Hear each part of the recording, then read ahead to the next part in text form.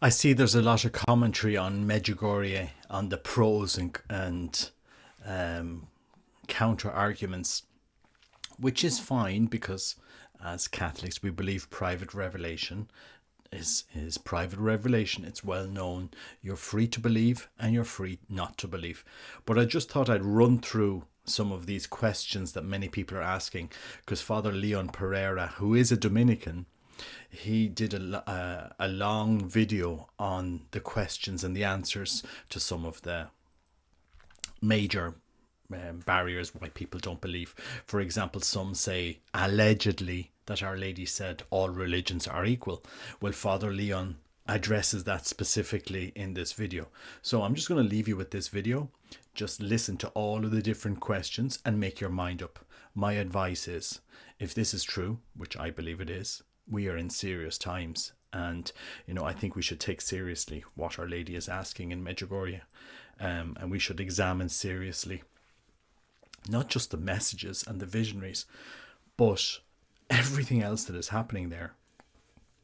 And so I'm encouraging people just to listen to these questions and answers. They're the major objections to Medjugorje.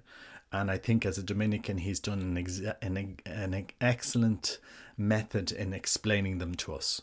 Yeah, and there's no better person that could do this, really. So leave you with this. I've published it before on my channel. I just wanted to bring it up again, and hopefully this may help people to understand some of the confusion that some people have about the location. God bless you. Take care. Bye bye. One objection is, why should I even pay attention to private revelation? People say we don't need private revelation.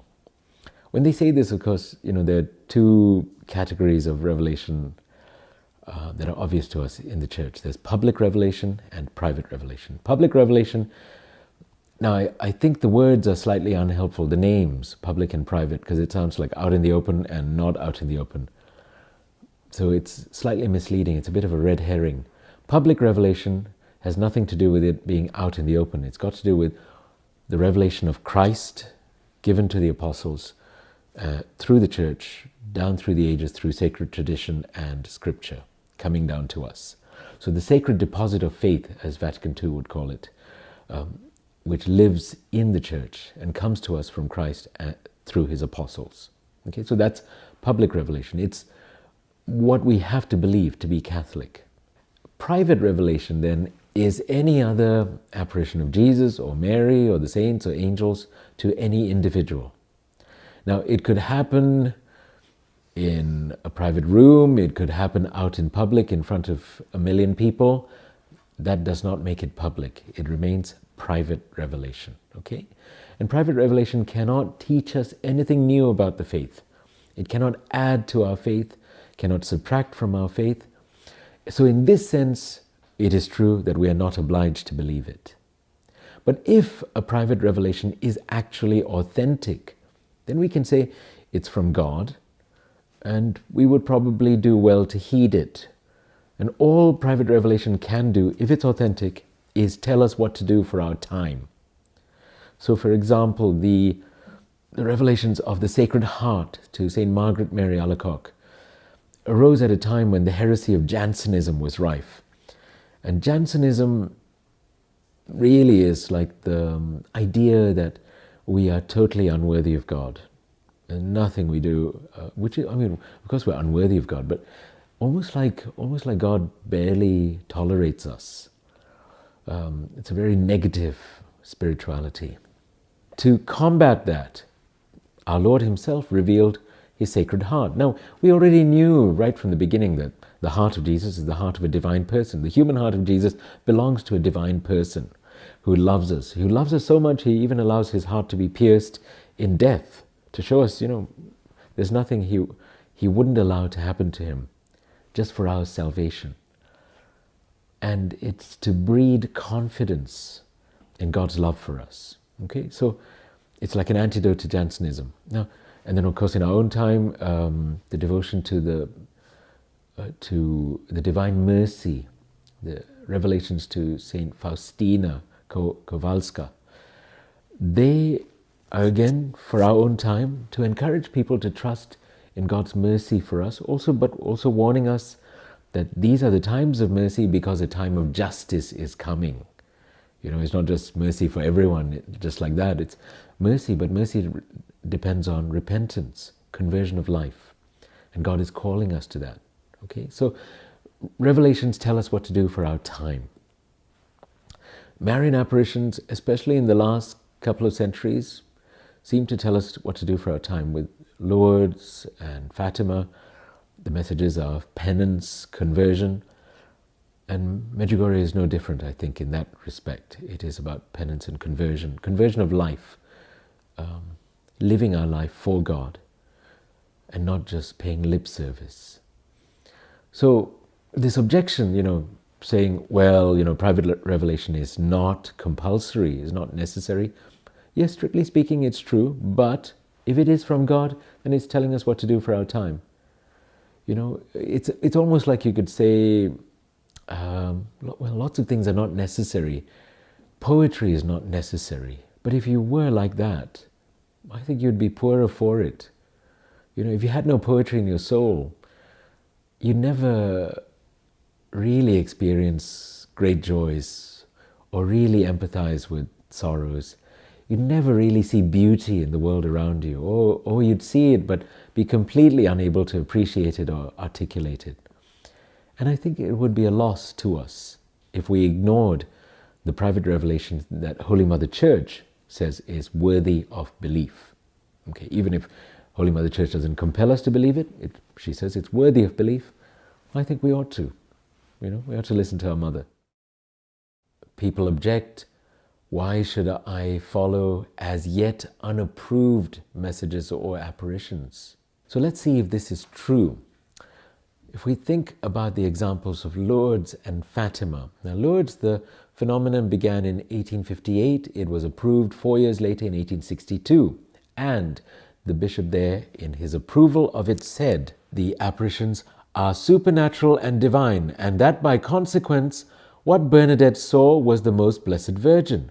Our convictions are based on the testimony of Bernadette, but above all on the things that have happened, things which can have nothing other than divine intervention, such as the conversion of sinners, miraculous cures, and the enormous crowds of the faithful who come spontaneously to the grotto, who have not ceased to come ever since the first appearances, and whose purpose is to ask for blessings or to give thanks for those already received. So there you go. With Lourdes, one of the reasons it's approved is the people coming there when it was not yet approved. Okay? And if we look at Fatima, we find something similar. The bishop there declared, when he approved it, he said that the children's visions are worthy of belief, and he permitted devotion to Our Lady of Fatima, and his reasons for this approval include the vast numbers of witnesses to the solar miracle, conversions, healings, and, quote, multitudes in their thousands coming from the four corners of the land who make their way en masse to Fatima, close quote. So there he mentions the solar miracle, people actually watching it when it was unapproved, and also the people coming to Fatima when it was unapproved, as yet unapproved. So this is actually part of the process Holy Mother Church uses to approve an apparition. So the objection that you can't go to somewhere unapproved, we see, is clearly not true. And also it's unhelpful, because the Church is looking to see, are people going there and what's happening in their lives, to be able to discern where Medjugorje is coming from. Is it really of supernatural origin or not? And following on from that objection, people say, hasn't the bishop condemned, the local bishop condemned Medjugorje? So how could we go there? Bishop Zanic condemned it, and then the authority was taken away from him and given to the Yugoslav Bishops' Conference. And then later his successor, Bishop Peric, also expressed his opposition to the phenomena of Medjugorje. Now, this, I suppose, caused confusion among people, because, if the bishop's against it, are we allowed to go there? This, it probably sounds bad. If we go there, are we disobeying the local bishop, etc.? So the Vatican clarified this in response to a query, and this is a letter from then Archbishop, now Cardinal Tarcisio Bertone. And he explains, on the basis of the investigation made at Zadar, so far, it cannot be affirmed that one is dealing with supernatural apparitions and revelations, i.e. non-constat de supernaturalitate, the middle category. And then the bishop went on to say what Bishop Perich said in his letter of 2nd October 1997 to the Secretary General of Famille Chrétienne, declaring, quote, "My conviction and my position is not only non-constat de supernaturalitate, but likewise constat de non-supernaturalitate of the apparitions or revelations in Medjugorje," close quote, should be considered the expression of the personal conviction of the Bishop of Mostar, which he has the right to express as ordinary of the place, but which is and remains his personal opinion. Okay, so that's what Rome had to say about this. It said the bishop's objection remained his personal opinion, that the duty and the competence to judge Medjugorje had then gone to the Bishops' Conference of Bosnia and Herzegovina, of which he was a member, but with at least 2 other bishops. The objection that the bishop objects to it, we can see Rome herself intervened to clarify that that was not a valid objection to Medjugorje. Another objection is, hasn't the church already condemned Medjugorje? So how could we even go there or listen to it? Now, when we look at how the church deals with an alleged apparition, there are 3 judgments Holy Mother Church can make. The first category is constat de supernaturalitate, meaning this is established as supernatural. So that's confirming that this place is worthy of belief. Okay. The second category is non-constat de supernaturalitate. It is not established as supernatural, which kind of signals doubt about this. It's not established. It could be supernatural, it could not be, but we're not entirely sure just yet. Okay? And then there's a third category, which is constat de non-supernaturalitate. It is established as non-supernatural. Now, this is complete rejection. This is definitely not from God. This is not supernatural. And it would be a rejection. So you have approval and rejection, and in between you have could be, we're not sure. So Medjugorje belongs to the middle category, because it is true the local bishop there objected to Medjugorje. Bishop Janic, at that time he was the Bishop of Mostar, and although he initially said Medjugorje is supernatural and he believed it, etc., initially that was what he said, and then later he changed his mind. Then Holy Mother Church intervened and took away the responsibility for judging Medjugorje in these terms from the local bishop and gave it to all the bishops of Yugoslavia, the country where Medjugorje was in at that time. So it's the Bishops' Conference of Yugoslavia who met in Zadar, it's a coastal town on the Dalmatian coast, in 1991, and they chose the middle ground, that this is not established as supernatural, meaning that they don't know. They're not approving it, they're not rejecting it. Now, I want to give you a little quote from Pope Benedict about private revelation, just to explain, because he explains so beautifully. He says, church approval of a private revelation essentially means that its message contains nothing contrary to faith and morals. It can be a valuable aid for better understanding and living the gospel at a certain time. Consequently, it should not be treated lightly. It is a help which is proffered, but its use is not obligatory. So he says, first of all, when church approval of an apparition is just basically saying there's nothing in it against our faith and morals. Fine. It's not saying we approve of it 100% and you've got to implement this in your life. No, Holy Mother Church is not saying that. But at the same time, he says it should not be treated lightly. It's a help that's offered, but it is not obligatory. So, I don't know, it's a bit like you're in the sea, splashing around, someone throws you a life ring or buoy or whatever.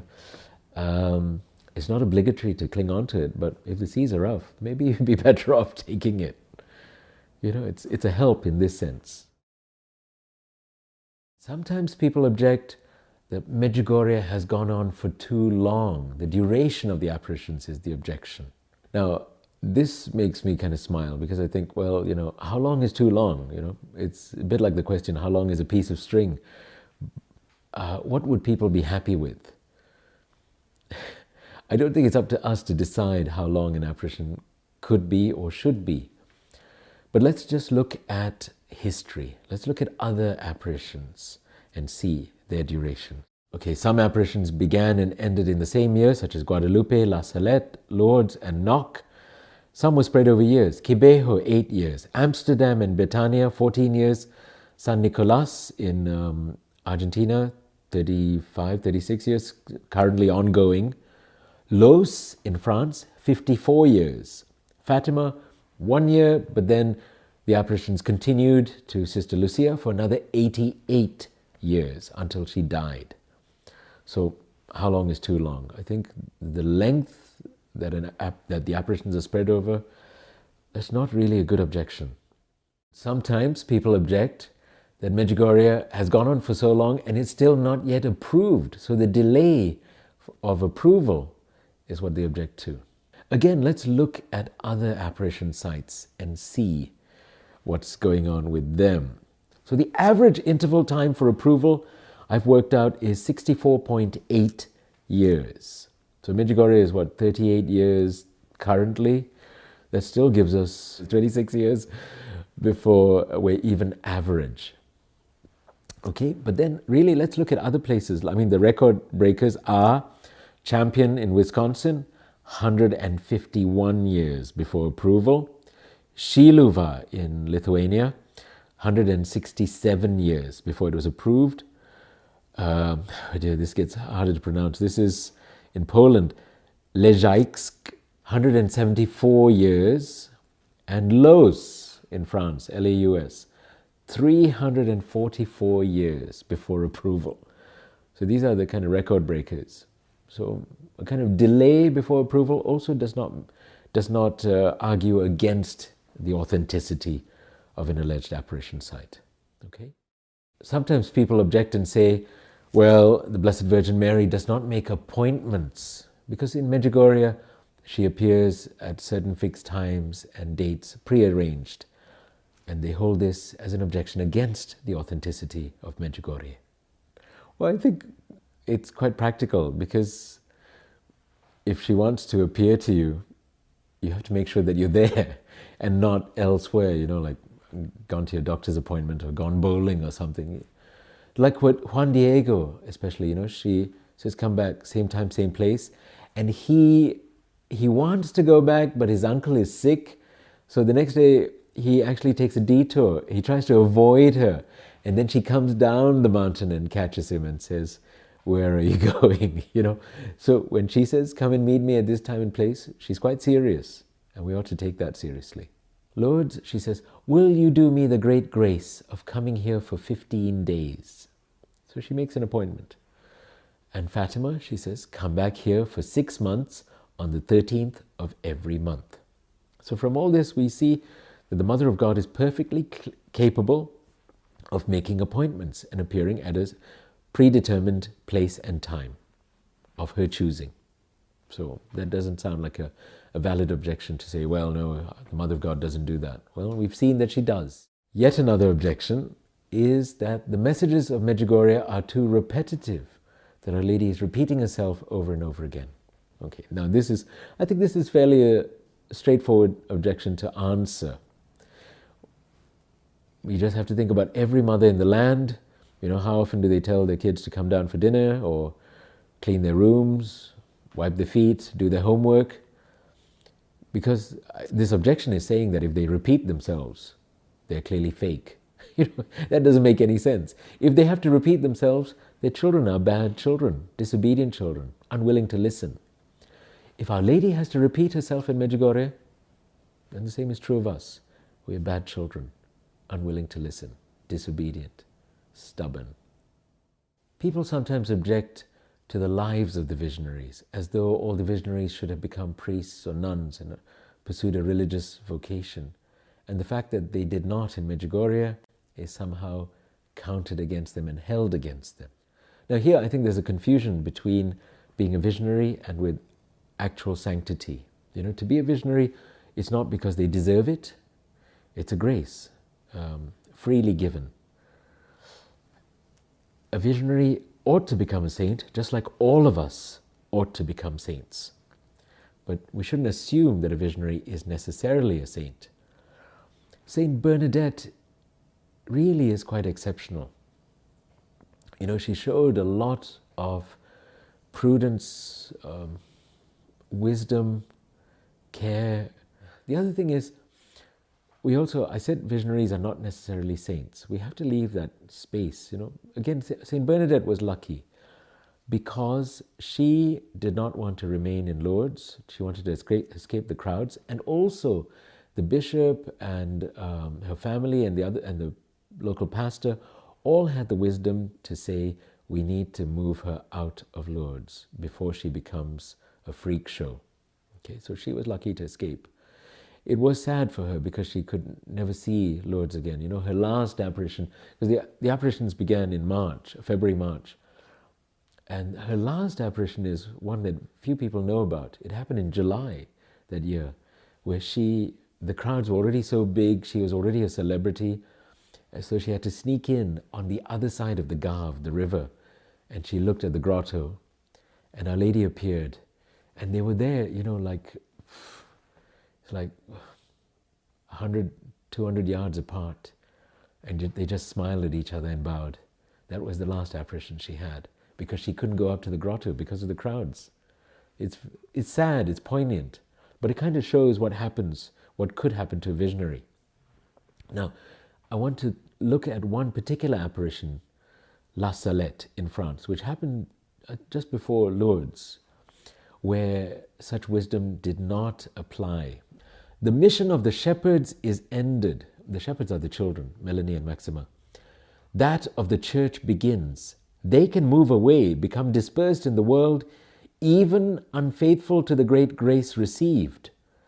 But the apparition of Mary will not thereby be shaken, for it is certain, and nothing coming after can act against it.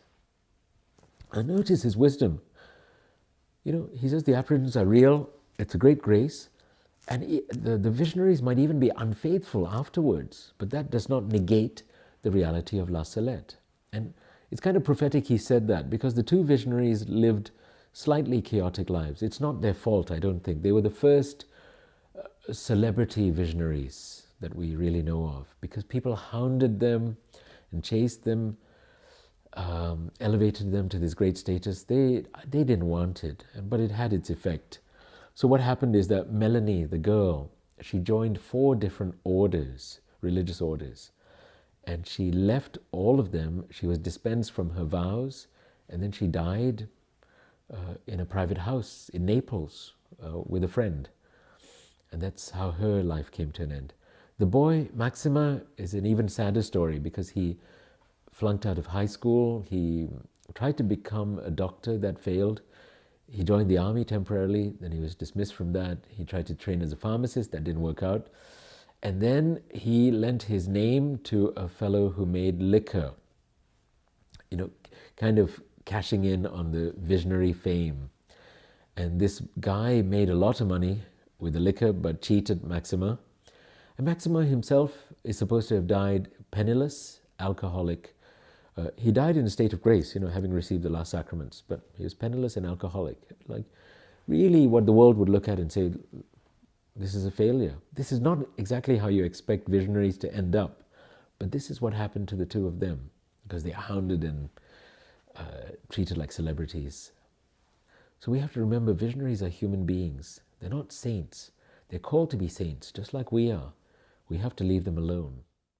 Another objection about Medjugorje is an incident in the life of Miriana, one of the visionaries. She had a neighbor called Pasha, who was a Muslim, an older woman, and there was allegedly a message where Our Lady said something like, Pasha and there are different versions quoted on the internet, that Pasha is the holiest among all of you, or is the most devout. That's the one I've most commonly come across, is the most devout person among you or is an example of devotedness. Now, I remember talking to Mariana. She says she doesn't remember saying something like that, but she does remember noting Pasha's strong faith. Okay, now bear in mind Pasha is a Muslim. So this is from Mariana's book, where she says on page 22, an older Muslim woman named Pasha lived alone in the apartment below ours. She did not have any family nearby, so my parents treated her like she was part of ours. If something broke in her apartment, my father fixed it, and when we invited Pasha over for dinner, my mom prepared the meal according to Islamic law. The food most beloved to God, Pasha would say, is food shared among many people. Pasha became quite fond of me, and she started to call me Mala Plavusha, or little blonde thing. Sometimes when I was outside in the park, she opened a window and shouted, "My little blonde, will you go buy me some bread?" Even if I had to leave my friends, I never said no. Buying things for Pasha gave me the opportunity to chat with her. Although she probably could have gone shopping herself, I think she enjoyed the company. And with Grandma Yela being so far away, she became like my surrogate grandmother. Pasha loved to speak about God, and she admired our Catholic beliefs. Hold on to your faith, she used to tell me, and when you get married, choose someone who shares your beliefs. It's best for your children. So here we have a lovely little anecdote about Pasha. Basically a family friend, more or less treated like a surrogate grandmother by Mariana's family. And here Mariana says that Pasha had a strong faith and also kind of encouraged Mariana in her Catholic faith. Didn't ask her to convert, didn't try and make her Muslim or anything like that. So there's allegedly a message where Our Lady is supposed to have remarked upon Pasha's strong faith and encouraged them to have such a faith. Well, what's wrong with that? I think, she's not saying be a Muslim. She's saying be strong in your Catholic faith. And in fact, Pasha says be strong in your Catholic faith. So that's a good example for all of us to listen to and heed. Another objection is that Medjugorje has become too commercialized, that there are too many restaurants and shops in Medjugorje. Now, first of all, I want to know, why is this an objection to the authenticity of the apparitions? And I think people are getting a bit confused when they use this as an objection, because remember that quote from the Bishop of Grenoble says, whatever happens after does not negate the initial authenticity of the phenomenon. So, is Medjugorje too commercialized? First of all, I think people who object to Medjugorje being too commercialized have probably never been to Lourdes. I know Lourdes has a head start on Medjugorje, at least 100 years, 130 years head start on Medjugorje. So things are far more developed in Lourdes. The hotels are huge, huge. There are lots of restaurants, some really fancy restaurants, lots of bars and pubs, even a cinema. All kinds of things are going on in Lourdes. Now, I've been to Lourdes many, many times. And what is true is that if you allow it, you can completely bypass the spiritual aspects of Lourdes, and it would be just like a holiday in the south of France. And sadly, I think some people do treat it that way. And I object to that. But really, that's up to us. We have to go to Lourdes with the proper spirit and try and enter into the spirit of being a pilgrim. And if we do, then we will experience Lourdes. And the same applies to Medjugorje. I think yes, it's possible you could come to Medjugorje and completely bypass all the graces God is giving there. But that's up to you. If you don't like the commercialization, don't shop. Don't go into the shops. If you don't like the restaurants, don't go there. Do not go there. In fact, I'm telling you, honestly, especially the shops on a Sunday, if you disapprove of Sunday trading, and I do not do any shopping on a Sunday there at all. Let them all close. Let them all respect the Lord's day and shut and keep it as a holy day. Fine. As for the restaurants, I think restaurant is a fancy term for what we have in Medjugorje. They're more like slightly jazzed up cafes. But Yeah, none of them are terribly fancy. In fact, when people come, they always say, oh, it's so cheap, everything is so cheap. People have to eat. So there are places that cater for that. But there's not that many. I think it is a shame when a pilgrimage site develops too much. I think it would be better always in all of these places if the bishops took charge, allowed a certain development, and and said, please keep the simplicity of the place, or put these other things further away. They are distractions. I don't like them. I don't think they should be in Lourdes or Fatima or Medjugorje or any other shrine. There's one shrine that I know of, which is quite simple, Walsingham in England. It's a 1,000-year-old shrine. It's in the middle of nowhere, and it is really, really, really undeveloped. Especially if you go there in winter, you have to drive at least 20 miles if you want to get lunch, because nothing is open in the village. So that has kept its character. But also that was aided by the Protestants coming and destroying everything there 500 years ago. So that kept it very simple. Okay. There's a kind of expectation that visionaries should become nuns or priests or monks and pursue a religious vocation. And even if they don't do that, even if people don't expect that, they still think, well, if you're a visionary, you should more or less live like a hermit or live as a great saint, etc. Saint Bernadette really is quite exceptional. She showed a lot of prudence, wisdom, care. For example, her little brother showed some pilgrims the way to the grotto, and I think it was her brother Pierre, and they gave him a nice big silver coin, and he was so pleased with himself. He came back home and showed the whole family, look what I got, from the pilgrims. And Saint Bernadette, when she saw that, she slapped him and she said, go back now and give it back. We must not take money from the pilgrims. Okay? And then later, when she was in the convent at Nevers, she heard that her sister Tony, Antoinette, had opened a shop and was selling rosaries. And she wrote to her very angrily and said, shut that down now and stop. And Tony, to her credit, wrote back equally vehemently and said, look, I need to live. We have no other means of making money. And then Bernadette said, okay, but make sure you never become rich. Okay? But even in Bernadette's time, people said nasty things about the apparitions and Bernadette's family. They said, oh, look, the Subiru, they used to live in the cachot, the dungeon, and now they live in a fairly decent place. And, the father's got a job, the mother doesn't have to work so hard anymore. This is all a bit suspicious. This is a bit too convenient. Okay, they said that about Bernadette.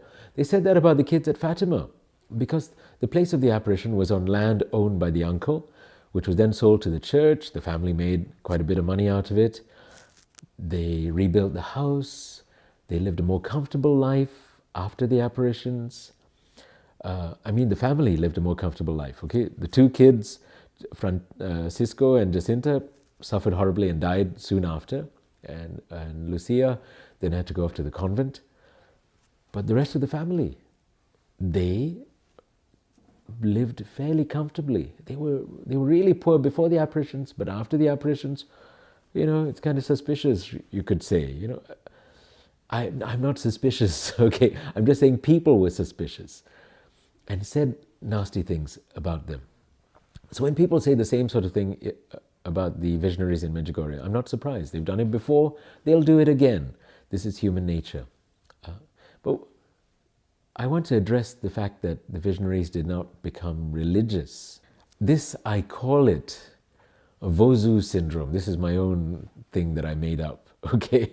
And it's called Vozu, named after Saint Bernadette's novice mistress, who later became Mother Superior, Marie-Thérèse Vozu, because she said that she saw herself as being far more worthy than Bernadette to receive an apparition. In her own words, I quote, if the Holy Virgin wanted to appear somewhere on earth, why would she choose a common illiterate peasant instead of some virtuous and well-instructed nun?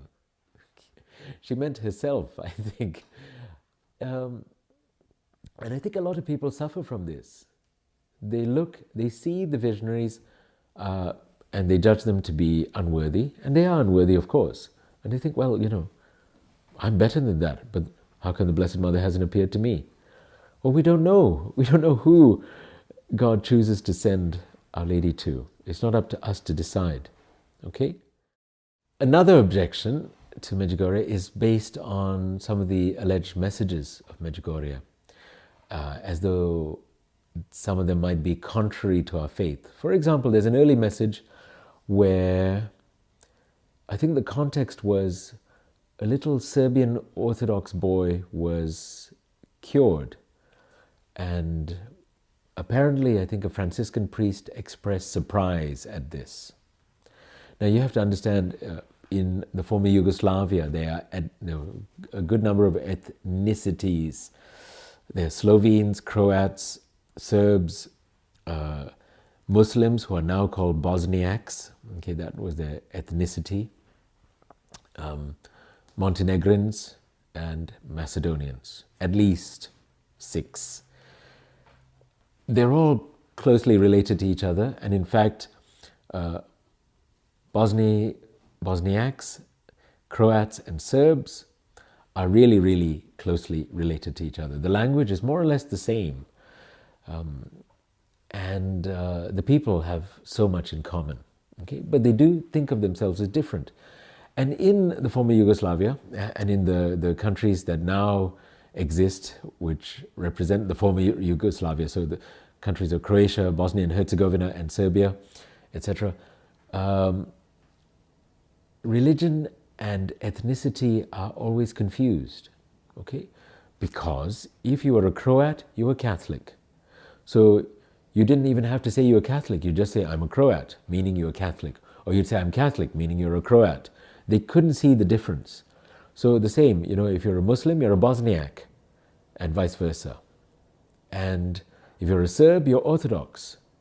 Okay, so they did not make the distinction between religion and race or ethnicity the way we do in other countries. They were just kind of confused and jumbled.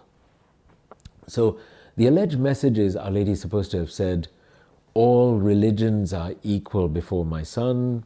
It is you on earth who create divisions. Okay?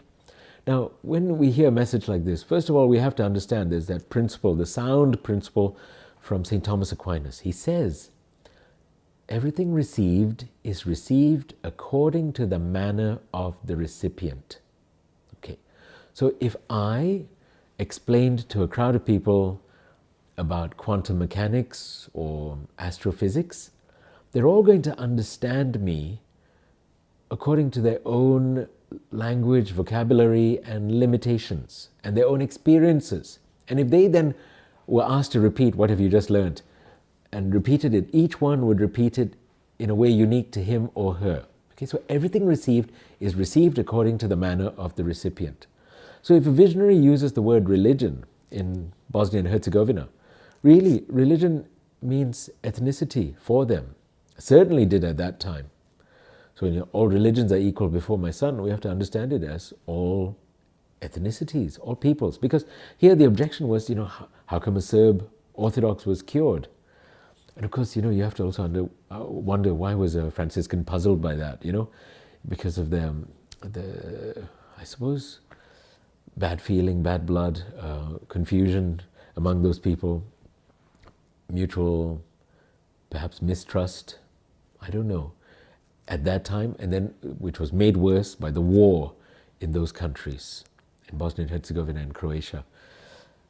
And of course, all along, Our Lady was calling for peace between peoples. Okay, so here, this message, all religions are equal, really means all peoples are equal before my Son. And that's true. All people are called to salvation in Jesus Christ. That's what it means. Okay. There's another message, I think, that might be related to this, and I'm not even sure if this is authentic. It's usually raised by objectors to Medjugorje, and I've not been able to find the message in any body or collection of authentic messages from Medjugorje, and it's something like, God is sovereign over all religions, or God rules over all religions. A quote like this. And again, I think we have to understand this, we have to understand it in context. You know, yeah, God is in charge of all religions, God is in charge of all peoples. That is clear. It doesn't mean that God has willed all religions, actively willed, as though there are different ways to God. There's only one way to God. And when we look at a message like that, we have to look at the context of all the other messages.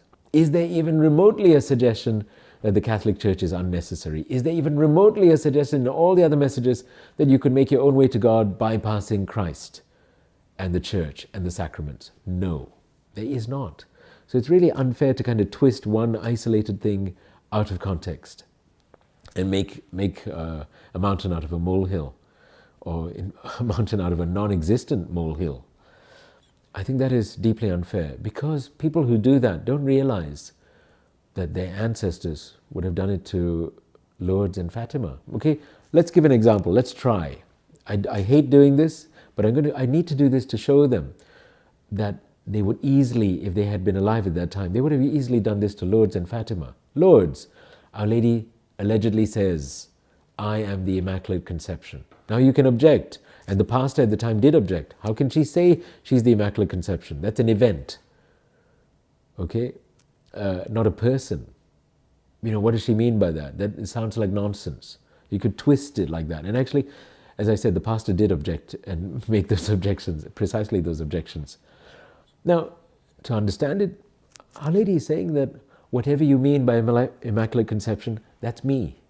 I'm the one who received God's grace. I'm the recipient of God's lavish grace. So that's why she actually identifies herself with an event, with the beginning of her life. Okay? I mean, it's maybe because we're so used to hearing this, we have to realize how strange it was to the people who heard it at that time. What if Our Lady had said, I am the glorious Assumption? It's as strange as saying that. If Our Lady had said, I am the glorious Assumption, well, what does that mean? But you can twist anything out of context. Now, Fatima, there's more stuff you could twist. For example, in one of Our Lady's messages to Lucia, after the initial events, she said, I am holding back, or sometimes the message is given as, I alone am holding back the hand of God's wrath. Help me with your prayers and sacrifices. We have a quote from Pope Francis more recently where he said, Our Lady does not hold back the hand of God's wrath.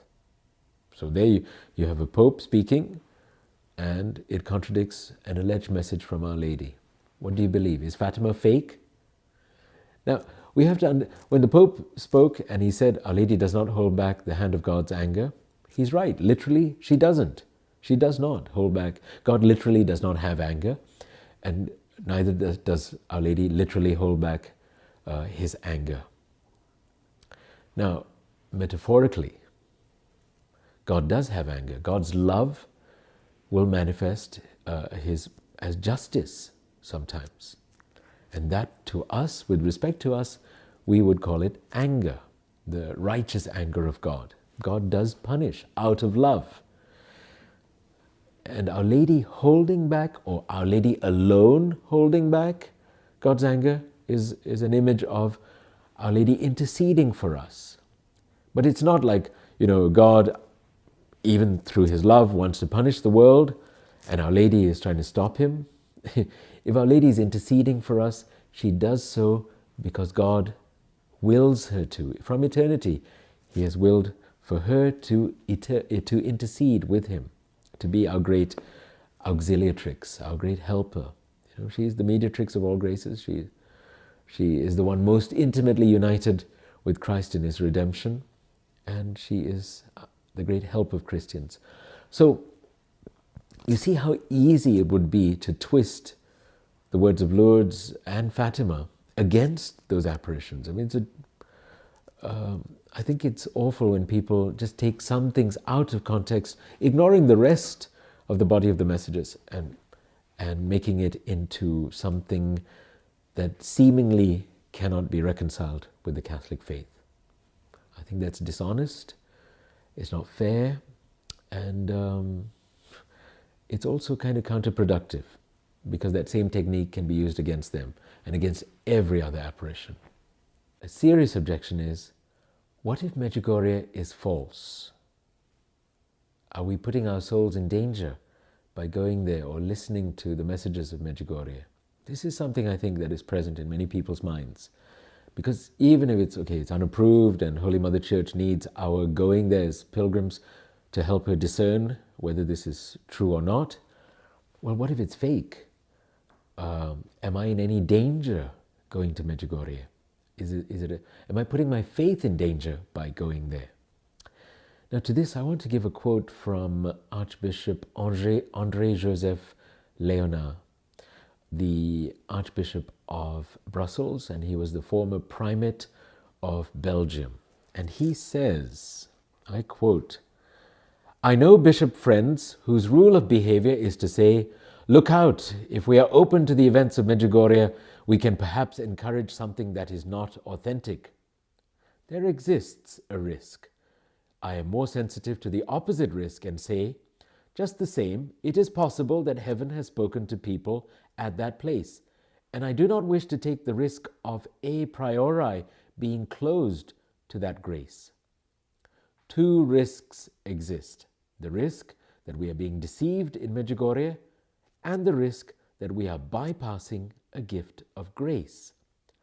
Until the judgment of the Church, between the two risks, I prefer to take the risk of being open rather than the risk of a priori being closed to the grace of God, which can be operating in this place.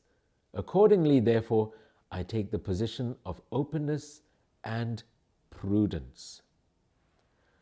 Notice what the Archbishop says, openness and prudence. Prudence is practical wisdom. So he's basically saying there are two risks in Medjugorje. There's the one risk, it could be fake. And although he doesn't fully spell it out, if it's fake, people are being deceived. And what are they being deceived into? Praying the rosary every day, going to Mass, reading the Bible, fasting on Wednesdays and Fridays, and going to confession at least once a month. They're deceived into living a sacramental life more fully. Really? If that's a deception, oh, happy deception. Would that the whole world were deceived in this way. And of course, the other risk he's saying is that it could be a grace from God, and that there's a greater risk, it's a greater danger to be closed a priori to the grace of God, to say, well, no, I'm not going to have anything to do with this. But if it is from God, we're risking bypassing God's grace. And I think to this, I'd also want to add some Dominican wisdom. You know, my brothers, when I first started going there as a priest with the laity, they asked me a few questions about Medjugorje. How do people behave at Mass and adoration? What are confessions like in Medjugorje? And the behavior of priests in general in Medjugorje. And when I answered these questions, they said, clearly God's grace is at work in this place. We must cooperate with this. I remember I was at adoration. Adoration in the evenings in the summer is at the back of church, and there's seating for 7,500 people. So roughly I'd calculate there were about 10,000 people kneeling down in silence, adoring our Lord in the Blessed Sacrament in the monstrance. And there was an African priest next to me, and he looked out, because you see the priests are sitting on one side in the sanctuary, and the people are all down there on the other side. And he looked at the crowds of people and he said, now I know Medjugorje is real. When he saw how people were adoring our Lord, and 10,000 people in silence adoring Jesus. I don't think you can fake that. You can't fake that. And you have to have your eyes open to see God's grace at work, where He chooses to work. It's not for us to decide whether the apparitions are true or not. Holy Mother Church will tell us when she's good and ready. But in the meantime, we're not blind. We can see God's grace is at work here. All the conversions taking place, so many conversions. I've heard some people kind of minimize it and say, oh yeah, people go to Medjugorje and have a little kind of pick-me-up. I think you have to be willfully blind to say that. there are authentic conversions taking place. People's lives are transformed. People are turning back to Christ. If we can see God's grace is at work there, then we have to say, well, we have to cooperate with God's grace and be open to it.